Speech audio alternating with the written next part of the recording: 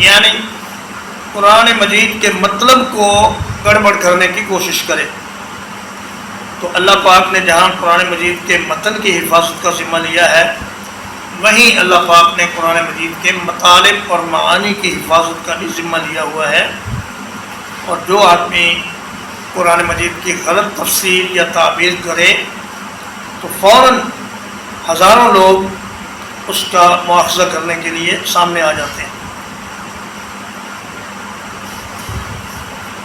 ما يقال لك إلا ما قد قيل للرسل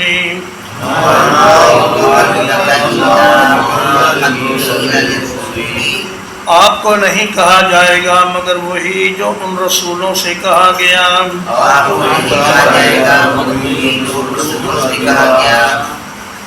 من قبلک جو آپ سے پہلے تھے،